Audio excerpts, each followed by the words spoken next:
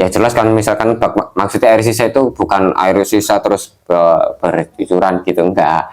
Ya katakanlah bak mandi itu kan isinya segini ya, dipakai mandi kan kalong sedikit gitu. Air sisanya ini eh, itu kalau kata fikih klasik ya apa namanya, nggak di apa namanya, termasuk kemakruhan. Termasuk kemakruhan kalau sisa habis mandinya perempuan yang jinabat. Nah, kali ini ketika merujuk ke Sayyidatuna Maimunah dahulu, itu apa namanya, di, diperbolehkan karena Kanjeng Nabi apa namanya, pernah mandi menggunakan air sisa mandi jinabatnya Sayyidatuna Maimunah. Alasannya apa? Bismillahirrahmanirrahim. Assalamualaikum warahmatullahi wabarakatuh. Alhamdulillah pada kesempatan hari ini kita masih bisa melanjutkan pengajian rutin kita setiap hari Rabu. Semoga tetap diberikan kekuatan untuk selalu istiqomah, kesehatan fisik, mental, psikis, dan kesehatan yang lainnya, sehingga kita bisa terus menjalankan, juga diberi hidayah dan inayah, kekuatan juga untuk selalu mengabdi kepada Allah Subhanahu wa Ta'ala. Sebelum kita mulai ngajinya, kita tawasulan seperti biasanya, sehingga apa yang akan kita pelajari menjadi berkah, pengetahuan yang bertambah bisa teraplikasikan dalam keseharian kita nantinya. Amin. Hadirat Nabi Mustafa wa Habibina Syafi'ina wa Qurrati A'yunina sallallahu alaihi wasallam. Usuha wa wajadatan wa syakhana wa khana subhanahu wa ta'ala.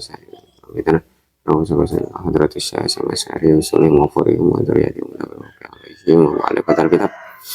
Lahumul Fatihah wa billahi wa bismillahirrahmanirrahim. Alhamdulillahirabbil alamin arrahmanir rahim maliki yaumiddin. Iyyaka na'budu wa iyyaka nasta'in ihdinas siratal mustaqim siratal ladzina an'amta 'alaihim ghairil maghdubi 'alaihim waladdallin. Kita sampai pada makruhatul husli, perkara-perkara yang dimakruhkan ketika mandi. Apa aja itu perkara-perkara yang dimakruhkan ketika mandi? Di sini kata mu'alif sama dengan kemakruhan ketika wudhu. Makruhatul husli hiya makruhatul wudhu al-marrah. Jadi yang apa namanya, sesuatu yang dimakruhkan ketika mandi itu sama ketika wudhu. Apa aja itu? Katanya di sini seperti ada mutaslis, tidak adanya tidak 3 kali. Itu makruh. Apalagi lebih ya, 4 kali 5 kali terus jelas nggak dianjurkan. Itu termasuk yang dimakruhkan. Wa taqdimul yusra al yumna, mendahulukan yang bagian kiri dulu yang didahulukan, itu juga termasuk kemakruhan. Jadi kan kalau ya tinggal dibalik aja, kalau sunnah itu sebagian kanan dulu, kalau makruh yang makruh ya sebaliknya. Faikrahul wudhu min ini apa namanya, mandi dari sisa air mandi jinabatnya perempuan, cewek. Ini memang agak diskriminasi. Kalau fikih klasik atau mayoritas yang dicuplik begitu, min fadlil mar'ah. Jadi memang dimakruhkan kata syarih ya. Cuman syarih lebih condong dengan cara menyuplik atau menyitir hadis yang diriwayatkan dari Sayyidatina Maimunah, istri Hadratul Rasul. Itu beliau membolehkan karena pada waktu itu Sayyidatuna Maimunah itu habis mandi jinabat, terus kemudian Kanjeng Nabi tidak mandi Ketika Anda mandi dengan air sisa, ya jelas kan, misalkan maksudnya air sisa itu bukan air sisa terus bercucuran gitu, enggak. Ya katakanlah bak mandi itu kan isinya segini ya, dipakai mandi kan kalong sedikit gitu. Air sisanya ini itu kalau kata fikih klasik ya apa namanya, apa namanya, termasuk kemakruhan. Termasuk kemakruhan kalau sisa habis mandinya perempuan yang jinabat. Nah, kali ini ketika merujuk ke Sayyidatuna Maimunah dahulu, itu apa namanya, di, diperbolehkan karena Kanjeng Nabi apa namanya, pernah mandi menggunakan air sisa mandi jinabahnya Sayyidatuna Maimunah. Alasannya apa? Katakan yang Nabi, innal ma' la yajnub, bahwasanya yang jinabat itu kan orangnya, airnya nggak jinabat, airnya nggak jinabat. Jadi yang apa namanya, yang jinabat itu orangnya, bukan airnya. Ini menariknya apa namanya, syariat Islam yang dibawakan yang Nabi ya. Beliau mengangkat derajat apa namanya, feminisme atau derajat perempuan. Jadi yang tadinya secara tradisi itu mandi dari air sisa perempuan itu tidak diperboleh, apa namanya, makruh, kemudian menjadi tasyri' syariah menjadi diperbolehkan, tidak bermasalah mandi dengan seperti itu. Al-aghsal al-masnunah, jadi mandi-mandi yang apa namanya, disunahkan, mandi-mandi yang disunahkan. Mandi-mandi yang disunahkan itu ada berapa? Ya banyak ya, mandi-mandi yang disunahkan itu banyak sekali. Di antaranya minha al-aghsal al-masnunah katsiratun, banyak sekali. Minha di antaranya ghusl Jum'ah, mandi untuk sholat Jumat. Ini jelas ya, apa namanya, sebelum Jumatan ya mandi dulu, kecuali kayak pegawai-pegawai, nah atau karyawan-karyawan, kalau bisa ya sebelum berangkat itu udah mandi. Jadi memang pagi-pagi banget sebelum berangkat itu, ketika mandi mau berangkat udah itu mandinya diniati untuk mandi mandi Jumat sekalian, biar mendapatkan kesunahan mandinya. Yang tadinya mandi hanya bernilai tradisi, maksudnya tradisi itu ya biasanya harus mandi, nggak ada apa namanya, nggak ada sawab atau nggak ada.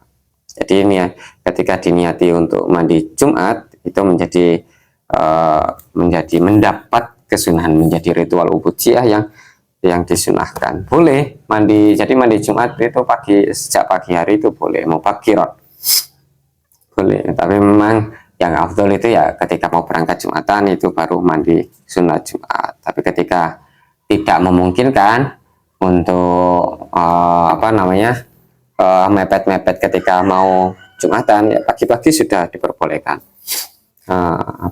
Atau ketika santri itu biasanya ngantri ya, karena banyak apa namanya, antrian, maka dikasihi atau apa namanya, didahulukan mandi terlalu pagi juga boleh. Cuman kalau misalkan memungkinkan untuk lebih mepet dengan ketika mau Jumatan, itu lebih disunahkan atau lebih mendapatkan afdholiyah.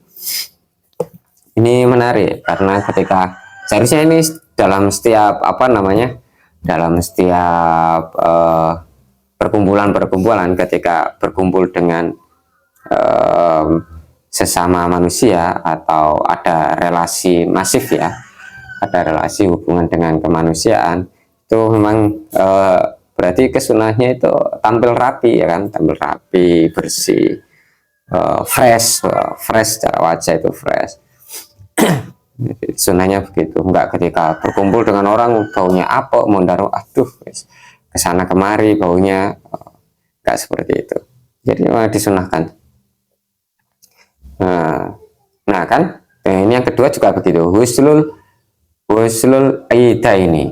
Jadi mandi ketika 2 hari raya, Idul Fitri sama Idul Adha. Nah kan ketika berkumpul memang disunahkan. Ketika berkumpul sama manusia atau berkumpul dengan kelompok besar, itu disunahkan mandi. Sehingga memang tidak membawa pengaruh negatif kepada sebelah-sebelahnya itu. Jadi yang berkumpul di sebelahnya itu baunya nggak bau nggak baunya sedap lah, baunya sedap, harum gitu, dan penampilannya fresh, bukan kebalikannya. Itu mendapat kesunahan. Wahuslu hasil mayat, mandi setelah memandikan mayat ya, setelah mandi mayat atau itu mendapat kesunahan untuk mandi juga. Wahuslu lil istisqa, mandi untuk istisqa itu minta hujan ya, mandi untuk minta hujan, itu juga mendapatkan kesunahan. Ini ada tradisi menarik ketika mandi minta hujan itu. Jadi kalau ketika itu artinya apa? Ketika tidak hanya ketika ini ya susah air, atau ketika mau disunahkan untuk mandi itu tidak hanya ketika susah air, tapi ketika air melimpah itu juga disunahkan mandi. Jadi ada tradisi menarik dari Imam Al Hasan Al-Masnaya bin Hasan bin Ali bin Abi Thalib.